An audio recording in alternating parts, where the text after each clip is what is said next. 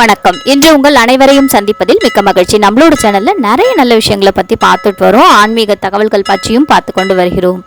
ஜோதிட தகவல்கள் பற்றியும் பார்த்து கொண்டு வருகிறோம். அந்த வகையில் இன்று நாம் தெரிந்து கொள்ள போவது கைரேகையின் சாஸ்திரத்தை பற்றி தெரிந்து கொள்ளலாம். உனது வாழ்க்கை உன் கையில் என்று சொல்வார்கள். அவர்களுடைய கைரேகையை வைத்து அவர்களின் வாழ்க்கை எப்படி இருக்கும் என்பதை பற்றி நம்மால் கவனிக்க முடியும் என்று நம் முன்னோர்கள் தெரிவித்திருக்கிறார்கள்.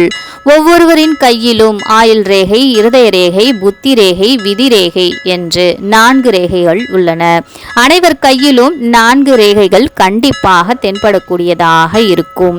அதில் ஆயுள் ரேகை எப்படி இருக்கும் அப்படின்றத பற்றி நம்ம ஒரு வீடியோ போட்டிருக்கோம். அதை பற்றி நம்ம ஆயுளை கணித்து கொள்ள முடியும். நம்முடைய ஆரோக்கியத்தை பற்றியும் தெரிந்து கொள்ள முடியும். இருதய ரேகை அப்படின்றது இருதயத்தை பற்றியும் இருதய துடிப்பை பற்றியும் தெரிந்து கொள்ள முடியும். புத்தி ரேகை என்பது அவர்களின் அறிவு திறனை தெரியப்படுத்தக்கூடியதாகவே இருக்கிறது. கல்வி திறனையும் அவர்களின் அறிவு திறனையும் தெரியப்படுத்தக்கூடியதாக இருக்கிறது. இதில் முக்கியமானது விதிரேகை. இந்த விதிரேகை ஆனது அனைவர் கையிலும் தென்படாத ஒன்றாக இருக்கிறது. பொதுவாக இந்த 3 ரேகைகள் எல்லாருடைய கையிலும் இருக்கும். 4வது ரேகையானது விதிரேகை. அது பளிச்சென்று சிலர் கையில் மட்டுமே தென்படக்கூடியதாக இருக்கும். இந்த ரேகையானது மணிக்கட்டில் இருந்து இருதய ரேகைக்கும் புத்தி ரேகைக்கும் இடையில் நேராக செல்லும்படியாக இருக்கும். இது ஒவ்வொருவருக்கும் ஒவ்வொரு மாதிரி அமைந்திருக்கக்கூடியதாக இருக்கும். இந்த ரேகை செல்வத்தையும் வசதி வாய்ப்பையும் தெரியப்படுத்தக்கூடியதாக இருக்கிறது. இதில் இருப்பவர்கள் செல்வந்தராவதற்கான வாய்ப்புகள் அதிகமாக இருப்பதாக நம் முன்னோர்கள் தெரிவிக்கிறார்கள்.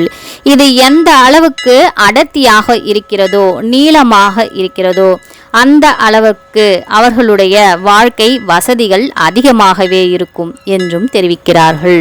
இந்த ரேகையானது ஒரு சிலருக்கு இந்த ரேகையே இருக்காது. அவர்கள் வாழ்க்கையில் பெரும் போராட்டத்தை சந்திக்கக்கூடியவர்களாகவே திகழ்கிறார்கள். விதிரேகை கையில் இல்லாதவர்கள் அதிக போராட்டத்தை அனுபவிக்கக்கூடியதாகவே இருக்கிறார்கள். அவர்களிடம் அதிக செல்வ வாய்ப்புகள் வருவதற்கான வாய்ப்புகளும் கம்மியாகவே இருக்கின்றன. விதிரேகை ஆனது நன்றாக தெரியக்கூடியதாகவும் பளிச்சென்று தெரியக்கூடியதாகவும் இருந்தால் அவர்களுக்கு நல்ல வசதி வாய்ப்புகள் கண்டிப்பாக வரக்கூடியதாக இருக்கிறது.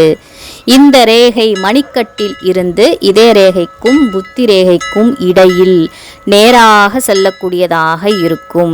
இது அனைவர் கையிலும் இருக்காது. இது இருந்தால் அவர்களிடம் கண்டிப்பாக செல்வ செழிப்பும் வசதி வாய்ப்புகளும் இருக்கும்.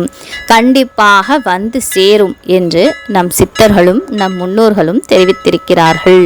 இன்று நாம் விதிரேகை அப்படின்னா என்ன, விதிரேகை பளிச்சுன்னு தெரிஞ்சா என்ன ஆகும் அப்படின்றத பற்றி தெரிந்து கொண்டோம். நாளை வேறொரு பதிவில் சந்திக்கலாம். நன்றி, வணக்கம்.